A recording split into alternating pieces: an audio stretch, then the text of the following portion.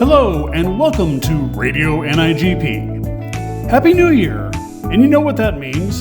For many people, that means resolutions and plans to make improvements going into 2025. And those resolutions are not restricted to your personal life. What new plans do you have for 2025 in your day-to-day business? Now is a great time for self-reflection and planning as many of us head into the second half of our fiscal year.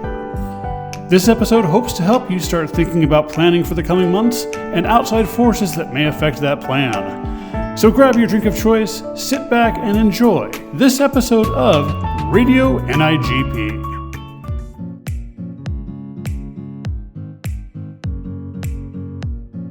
Hi, I'm Don Buffum, and this is Radio NIGP Hot Topics, and this is the first of the new year. Happy New Year to everybody. Hope you're doing well. As we look at the beginning of the new year, we obviously need to look back on the past year, see where we've been, what we've done, our accomplishments, some of the areas where we maybe didn't come up to speed where we wanted to, and what we can do in the future. But it's also time to look at the new year and what's coming up in the new year and how to prepare ourselves and our staff for that new year. And I was just going to toss it out to the team. Kevin, what do you think? Thank you, Don, and Happy New Year, everyone.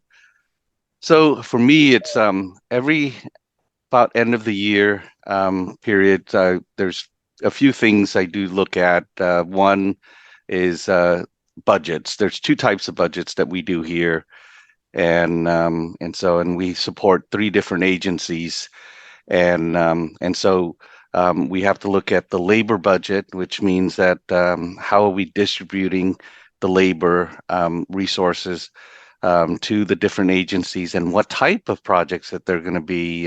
So there's like 3-4 different categories for each agency. So for my 20 some odd employees, that's total to, 75 to 100 different lines that I have to break them up. And so that's a huge deal.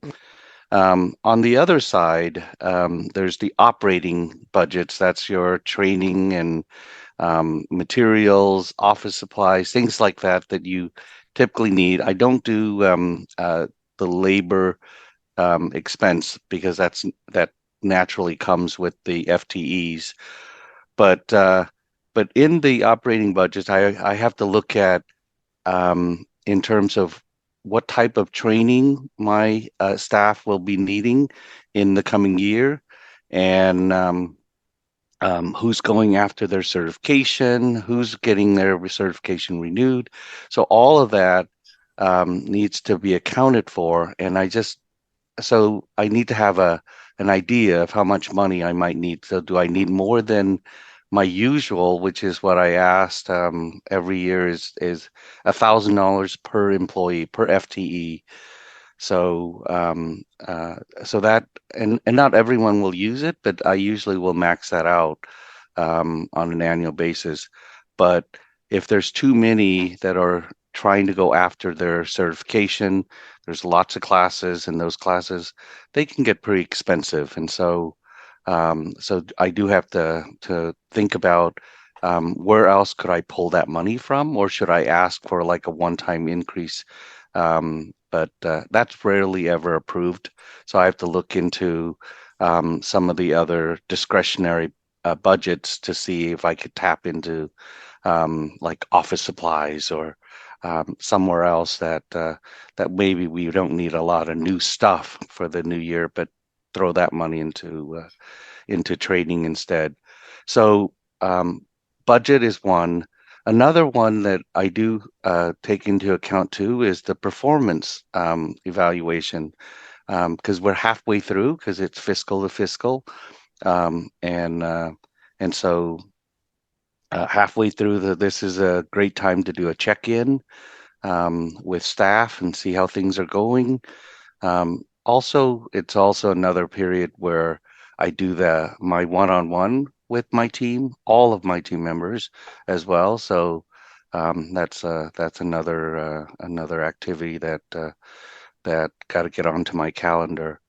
I think the other important part or important thing, or probably the most important thing to do, is really scheduling time for yourself. Put those holiday or the time off on your calendars and block it off, so that I do it anyway, just because even without having the approval yet, I'll just block off certain times, just random times in my slot or in my calendar, so that hopefully no one else schedule over it. So it is important to remember to take time for yourself. Charlie, what about you? Hello, everybody. For those that don't know me, Charlie with Cleveland Metro Parks. Happy New Year, Merry Christmas, Happy Holidays. All the above, right? So yeah, it's crazy. It's 2025. Weird. Oh, getting a phone call. Hold on. You know what happens when you're working. So it's weird. Like my 2025, my son is graduating high school, and I got to start thinking about college. So while everybody's thinking about, how they're, trainings for the staff and this, I'm thinking, how am I going to afford college for my son? That's why there's that FAFSA, right? No, but all seriousness, Happy New Year, everybody. And so one of the things we do, there's only 3 of us in my purchasing department. I call ourselves the mighty team of 3. We're very decentralized. So my team only handles projects and commodities and services that are over 75,000. So one of the things I do is to make sure that our field staff that have to solicit quotes, things like that they are well trained. We might do refreshers. I call them purchasing 101 refreshers. But also we train new employees that are out in the field on how the do's and don'ts about purchasing. Some people, they come from the private sector. They don't even realize that we're tax exempt. So we got to, talk about things like that. Talk about our bylaws and a whole bunch of different things just to make sure that they're compliant. So when the request comes into purchasing, for us to, in essence, dot the I's, cross the T's, so we're not slowing the process down. We just want to make sure it's as exact as possible, so we can keep things moving. For my internal staff, I kind of feel blessed, Kevin. For the 3 of us, my budget's $15,000 for different. Oh my training. God! Yeah, right. $15,000. I'm lucky. I'm very lucky, very fortunate. My organization fully supports professional development. My current senior procurement analyst, she is going for her CPPB in May. So make sure we have additional, have funds there for her. And then my procurement associate, she handles our P cards and some other services. She's brand new. Actually, she'll be here a year in January 8th. So she's looking at getting certified as a P card administrator. So I'll make sure funds are dedicated to her. And then obviously the different classes and conferences that I may attend, like Forum and Summit with NIGP, but other procurement institutions like NPI and things like that, and maybe NASPO that I might attend. So long story short, I am very blessed that my organization supports me and my team with 15,000. It's a lot for 3 people, but just to make sure we're continuing our development, professional development, getting our certifications, recertifications, but also training our external, our field staff, just to make sure that they're doing their due diligence and doing the right thing that supports our bylaws and the Ohio Revised Code. Thanks, Charlie. One thing, Kevin, you may want to look into scholarships available through NIGP for some of their training staff, because those are available and that's exactly where they're needed. But Tara, I want to turn the tables a little bit on you. November was elections across the country. Some people have the same, mayor, city council, whatever. Others may have the total fruit basket turnover and be dealing with a new mayor or new city council, new governor, whatever. What are your words of wisdom related to those kind of situations and how it affects you and your staff? I don't know if I have any words of wisdom just yet, but maybe check with me in a few months. So it was interesting as you all were talking. I was thinking, yeah, I am kind of doing those things like look at policy, look ahead to training, look ahead to certification. We are in the middle of our budget process right now. So all of those things are going on, but we are actually facing, I serve under a board of supervisors. It's a 5-member board. 3 of those 5 members are turning over this year. And so we are getting 3 brand new people on our highest sort of policy driven board that although my boss is the county administrator, indirectly those 5 are my boss. And so I'm looking ahead to on January 6th, they're installing 3 new officers. And how do we work in procurement to show them that we're here to be a partner, show them what the value procurement brings to the organization. To your point, Charlie, even when people come from the private sector into leadership roles, sometimes they don't understand, like, they want a price match. They're like, well, why can't we just go and tell, so-and-so that this was the price we got? Can they beat it? But it's, I think, an even higher level when you're working with elected officials. Some of them may have campaigned on things around, they may not have called it procurement reform or government reform, but there's a lot of things that I've been now at the county as a director for almost 5 years that we're working towards. And depending on what is important to this new board, some of those things may not be moving forward. And so not only are you dealing with how do you get a new board up to staff on what it is that you do and what value you bring to the organization, but it's thinking of things like, if we had a major change in procurement that we've been working on for the last 5 years, and we know that we've got a couple board members that just are not going to be supportive of that, how do I work with my internal staff? How do I communicate with them and don't have them stressed out about what the changes might mean? And so there's just been a lot of things going on. I think for me, my number one priority going into the new year is going to be building relationships quickly. And I don't even know what that looks like right now. I have met with one of the, I think we're calling them a supervisor elect, because they reached out and asked for it. The others just may not be open to that. They may not want to meet with department directors. So do I need to change my communication style? Do I need to put out, newsletters that talk about here's the professional development that my staff is pursuing, here's certifications, here's the contracts we've awarded? Are they going to be more focused on value and saying here's the price changes that we've negotiated? Or so there's just a lot of things that we're looking through. And so I think when you go through any kind of major leadership change, you have to think about those things. I've spent 5 years building relationships with the current board members, and 3 of those are going away. And so I can't rely on that connection anymore. And I have to figure out how to make that connection work with the newer board members. So one of the things, I think you don't get to a position like this without having some skill in that area, but I also definitely rely on my peers. So if I reach out to any of you, we've got 17,000 plus members of NIGP that maybe you can reach out and say, hey, help me out with this thing. NIGP has so many good resources. I was actually thinking about I think it's a white paper, or not a white paper.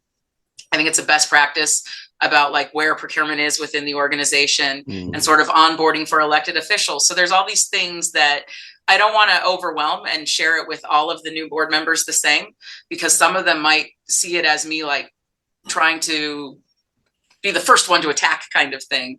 But I want to have those things ready so that if there are questions, I don't have to be the expert in this area. I can say, actually, here's, an independent publication that talks about the value of procurement. Here's the values and guiding principles that our department prescribes to. We've received the AEP, you talked about MPI. Let me talk to you about what that means and how we use it as a benchmark. So I definitely have my work cut out for me in the new year. I feel like I've rambled a little, but I think I'm probably not the only one. Political years are always a little bit stressful. And we knew going in that we were going to at least have 2 turnover. Having 3 turnover definitely makes it a little bit more stressful. We've got a majority turning over, and we don't know how our board is going to be in the coming year. So be praying for me. Yeah. It'll be an adventure. Yes. Yeah, and if I could add, I know I'm frozen now. Sorry about that, folks. But either they're elected officials or a new boss, new staff, the same process applies. and that is just really trying to get yourself in front of them and start building that relationship and show the value that we're bringing to their process. And I think you hit it on the nose. And sometimes we just um, projects or ideas or things that we want to do just has to be put on pause because there just is not an appetite for it, either with your boss, with your staff, or with the like. Oh man, we actually totally lost We lost them. We lost it. With that, let's wrap this thing up. It's been great talking to everyone, and good luck with the new year, and we'll be seeing you again soon. Bye. Bye.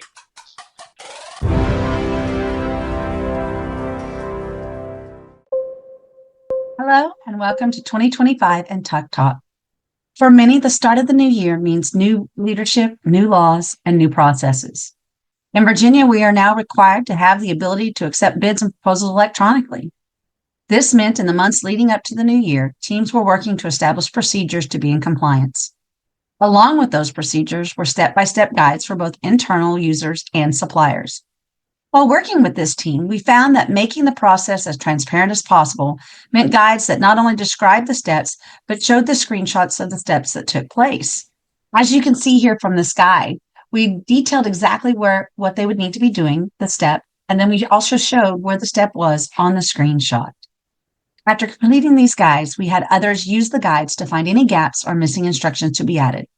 While this has just been implemented in most jurisdictions in Virginia, we look forward to the feedback from the user and supplier communities.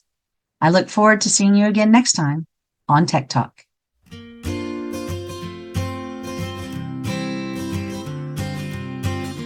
Hello, Ginger Line here with our chapter updates. Chapters are not immune to the fact that they need to set up their board for the new year. So I'm here with Marie Ozan from the Minnesota chapter of NIGP. I've known her for years. I've gotten to work with her on the Minnesota NIGP board quite a few times. And so I'm very excited to have her here today to talk about what the Minnesota chapter is doing to prep their board and their new board leaders. Thank you, Ginger. Yeah, as you said, we are actually going through a big transition this year. So we had more than half of our board is going to be new. So we had a very formal board boot camp pre-COVID, and then things got a little bit more casual. We were doing things virtually, and we thought this year with such a big shift and so much historical knowledge leaving the board, it'd be very beneficial to go back to our roots and go to an in-person board. And we're actually doing a boot camp, and we're all going to be meeting up in northern Minnesota and doing an overnight and then a next day kind of an in-depth get to know your board that will be entailing each person will kind of be going over their position. Because the big thing we learned about doing virtual is that people didn't understand how their positions interacted with the other positions. So we thought it'd be really beneficial to get us all together in one room to meet each other, but also really to understand how the positions work together, because we don't work in silos. We work as a team as the board. And I find that to get that team feeling, it's best done in person. As much as you try to be interactive virtually, you don't get that same interaction. In Minnesota, we have one chapter, so we're kind of spread out everywhere. So we're going to make sure we meet in one person. Those of us from northern Minnesota, southern Minnesota, central will all be converging in Staples, Minnesota in the end of January. So that's kind of our background and our big change, because we tried the virtual, and I think it worked for us because we had a lot of longevity in the board. So a lot of us were just kind of playing the switch the role, but we had all been in the board for previous years. We had breaks, so members that have never been on the board before. So we thought it'd be very beneficial to meet in person, try to absorb as much knowledge as they can from those that are leaving the board, because we have a lot of longevity. Some people have been on the board for 5 or 6 years, will be leaving this year. So that was kind of our background to pivot. And it was something that was brought up at Leadership Forum, and I know even Nationals brought it up. So we really were thinking about it. The big thing was getting it on the books. It took a while to get that idea out there, then get our new board members elected, and then trying to get on everyone's calendar. So it is the end of January, which is a little bit, we're pushing back then our chapter meeting for January because we want to do our board boot camp in advance of swearing in our new members. So it pushed our calendar back, but I'm very optimistic it's going to be beneficial for our chapter. That sounds awesome. So you got it on the books, you got your new people elected, and you want to do it in person, and you want the outgoing board to meet the incoming board. Correct. So while they're there together, besides getting to talk in person to the person they're taking the position from, what else are your goals for that day?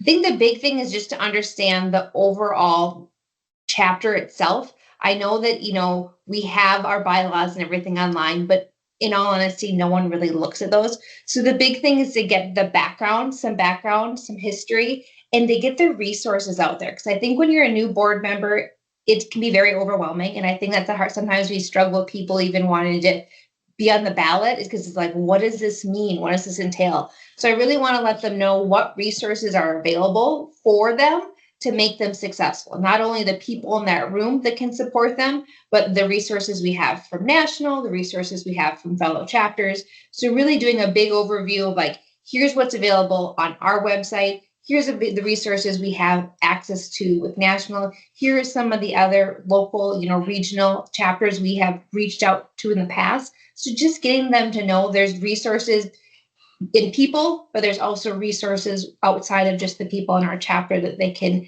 reach out to be successful, because it is overwhelming taking on kind of a new generalized position. We've been working hard to update our board positions. They're a little out of date. So we're trying to, we've redlined from the previous individuals. We're going to present that to the new individuals. So here's what we've made edits. Does this make sense to you? Like, you're coming in, do you understand what this means? To try to really flush out and get that clarity, hoping that that'll also then help in the future when we have new board elections, that we'll have better job descriptions so that people feel more comfortable throwing their hat in the ring. That sounds really exciting. I am happy to actually be a part of it, so that'll be exciting as well. And I will be able to, see what is different, because I was a part of the board boot camp the first year we did it. And so it sounds exciting to be able to go through this with the new board members. And I really wish you well in your new board boot camp endeavors. Thank you very much, Marie.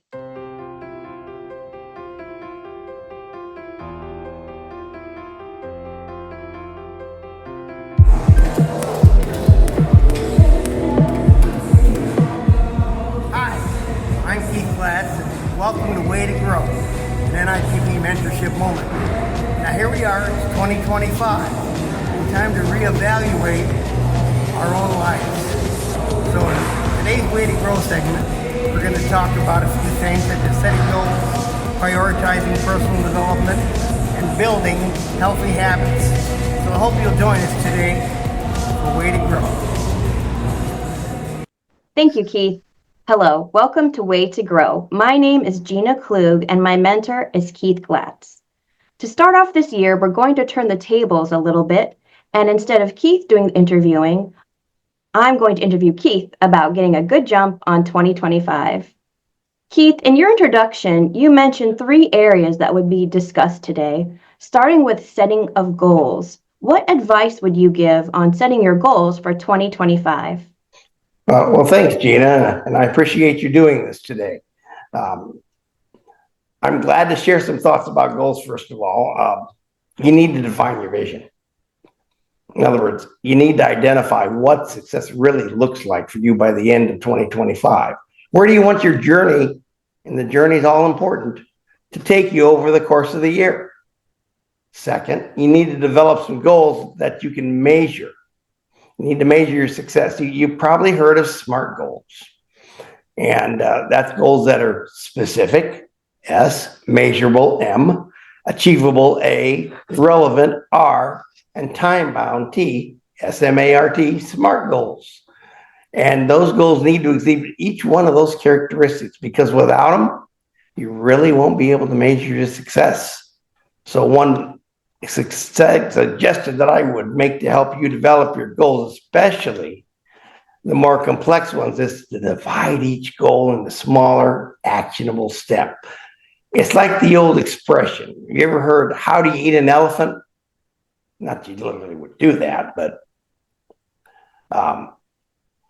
when you break things up, you can experience small wins as you meet your overarching goal. And those smaller victories serve as great morale boosters and inspirations to move forward. So that's how I would handle that aspect of personal development. During your introduction, you also made a comment about prioritizing personal development. Now, what would your recommendations be to achieve greater personal development this year? Well, as I was about to say there, I'd recommend a three-pronged approach to prioritizing your personal development. And my first recommendation is to learn some new pragmatic skills. That means following the concept of lifelong learning by taking a course, reading a book, or other educational materials. Also attending workshops. As everybody should already know that watches this program, NIGP and NIGP chapters can certainly provide some of the courses and workshops you need to hone your public procurement skills and perhaps even earn a professional certification. But you can also improve your non-professional skills as well. So learn a new language, take a cooking class, take some golf or tennis lessons, anything to improve the enjoyment of your life and anything to make life more enjoyable for not only you, but your family and friends during the year. Now, second recommendation in this area, work on developing the soft skills. Focus, for instance, on improving your communication skills, becoming a better leader, and developing a more keen level of emotional intelligence. As an example, I've seen great success with folks that I've worked with who joined an organization such as Toastmasters to improve their communication and speaking skills. Really made a big difference. You can also take part in leadership development activities available through NIGP chapters, as well as volunteering for leadership roles in the chapter and with NIGP. And don't forget Forum, NIGP's annual forum, going to be held at the end of this July in Denver, Colorado. So look at that. That's a great opportunity to develop personally and professionally. Besides Forum, NIGP has many other leadership programs available as well. And one we're particularly fond of is the NIGP mentorship program, which can help a mentee learn soft skills from a seasoned mentor who's been where they are now. And you can receive some valuable perspective on your personal and professional journey as well.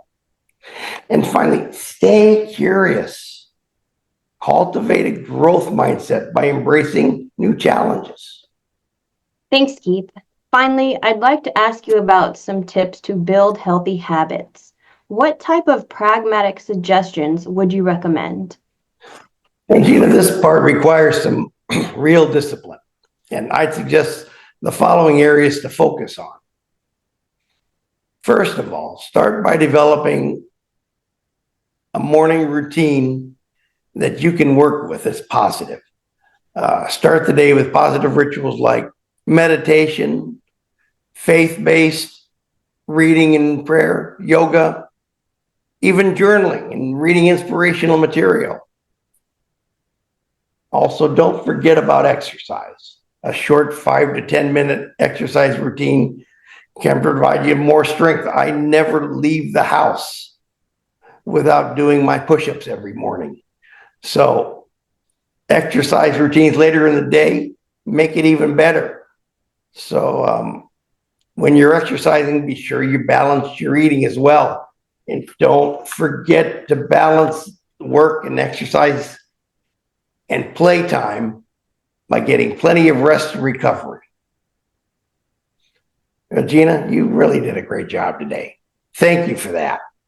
You took on the role and you ran with it well. I appreciate it. And I hope that you and all of our audience will have a great and productive 2025. But we're just about to run out of time now. So I want to thank you all for joining us on Way to Grow. And as always, I want to remind you that you can find the NIGP mentorship program, as well as many inspiring comments and inspirational stories on the NIGP mentorship Facebook page by going to www.nigp.org/mentorship. So on behalf of Gina, this is Keith Glatt speaking, and hope that you'll join me soon right here on Radio NIGP for our next segment of Way to Grow. And I'm reminding you that this is Radio NIGP.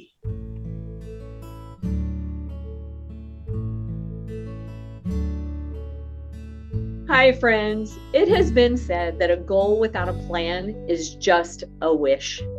The quote's often used to really emphasize that goals need to be actionable and have to have a plan to be achieved. I've also heard it expressed another way that really resonates with me, and hopefully it will with you too. A dream written down with a date becomes a goal. A goal broken down into steps becomes a plan.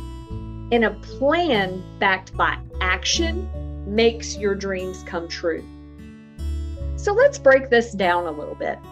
So what we're saying here is that a goal without a plan is not productive, and it's more like just daydreaming.